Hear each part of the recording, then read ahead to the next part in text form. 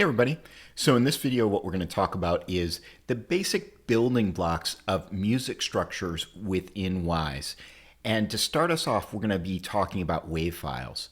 Wave files are typically exported from whatever DAW you use. So if you use Logic or Cubase or Reaper, you're exporting those wave files.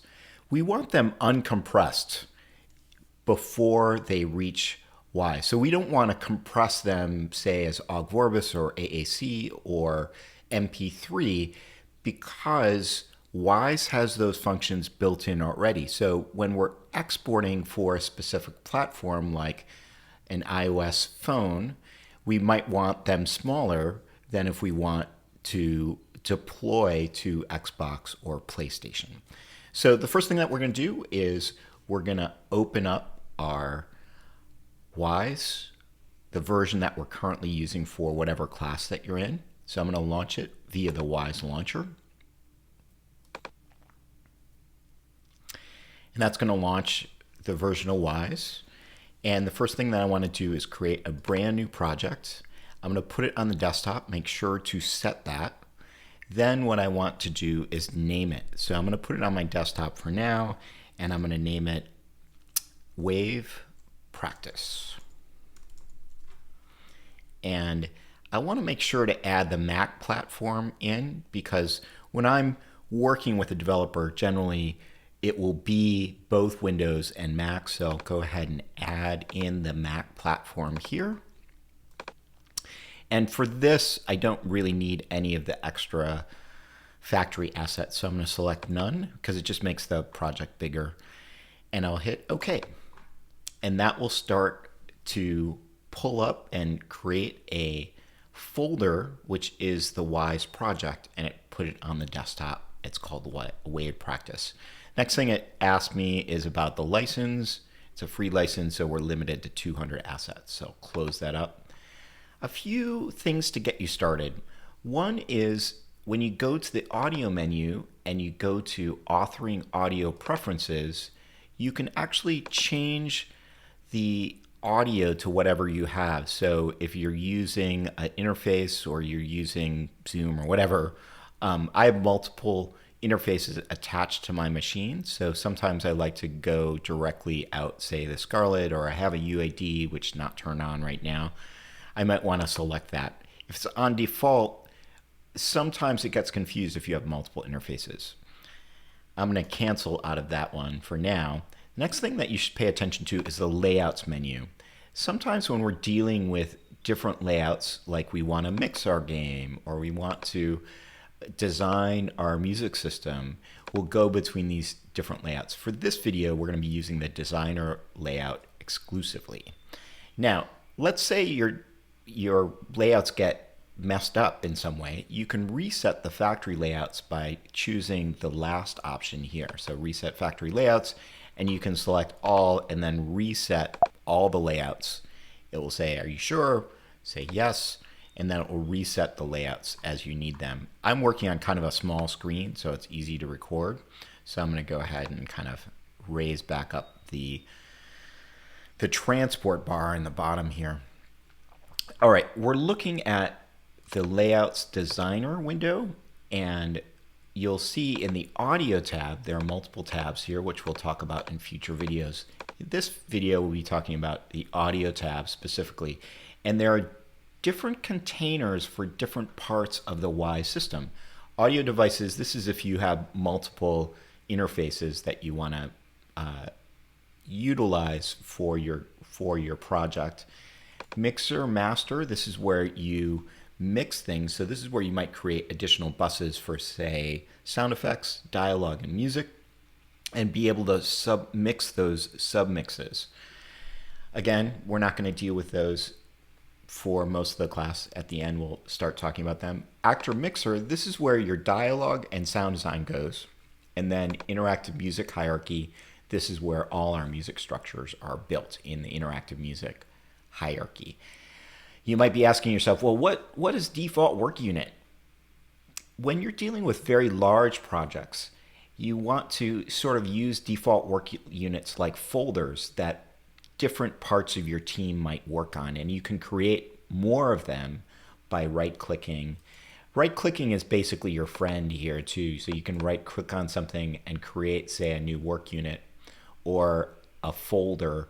Work units and folders are a little different, but we'll save the difference between those until a different video. All right, I have a couple stereo files and a 5.1 file. Let's import those into our Wwise project.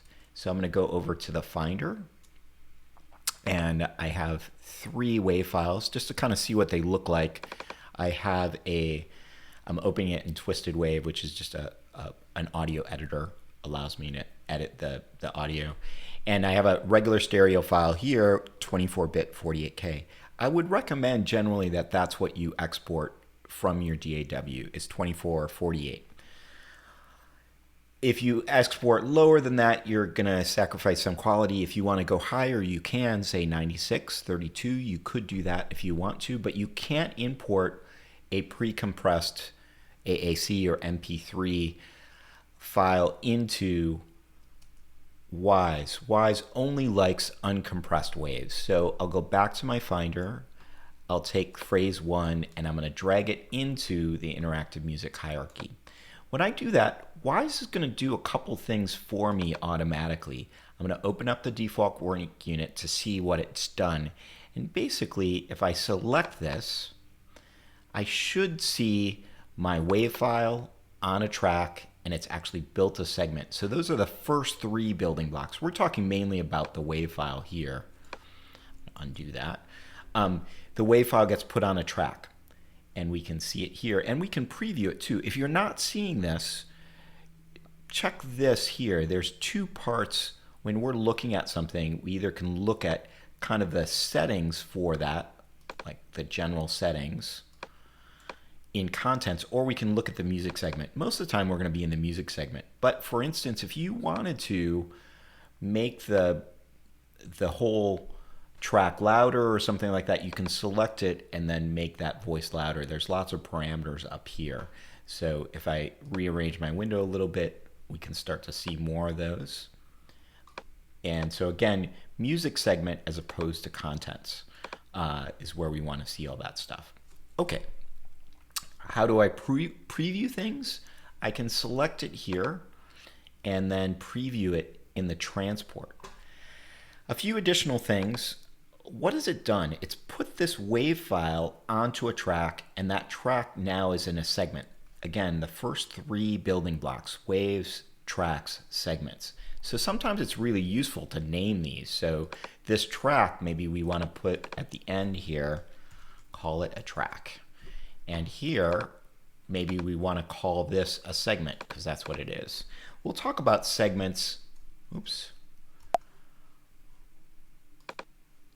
We will talk about segments in an upcoming video, but it's useful to kind of name them now. So if I open this up a little bit, you'll see WAV file onto a track, the track into a segment, and that segment lives within my default work unit that I have. And I can preview that using this button right here.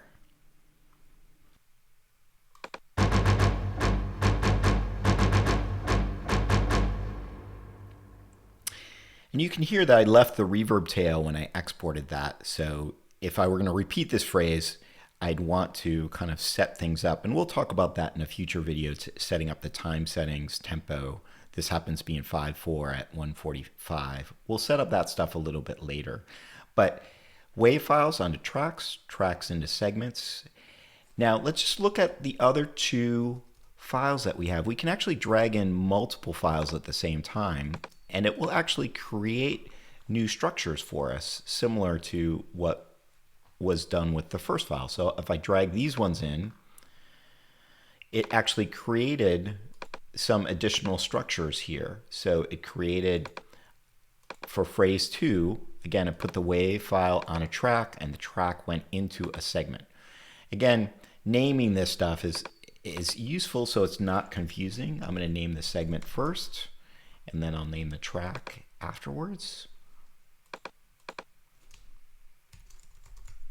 So I have waves on tracks, tracks into segments. When I look at the 5-1 example, you can see that my 5-1 example, instead of just being 2, it's stacked all 6 channels, so 5 plus 1. So the normal configuration for surround is left front, right front, center, subwoofer, left surround, right surround. And I've imported that here, and that's what it looks like, where a stereo file looks like this, where I just have left and right channel. So within Wwise, you can either deal with stereo or you can deal with multi-channel surround if you want to, or quad, whatever configuration that your game is calling for. So make sure that you can play a track, that you can hear it. Again, if you can't hear it, it might have to do with your authoring audio preferences, but this explains how waves are imported into the music structure within Wwise. In the next video, we'll start talking about what these segments are, so these tracks and segments together.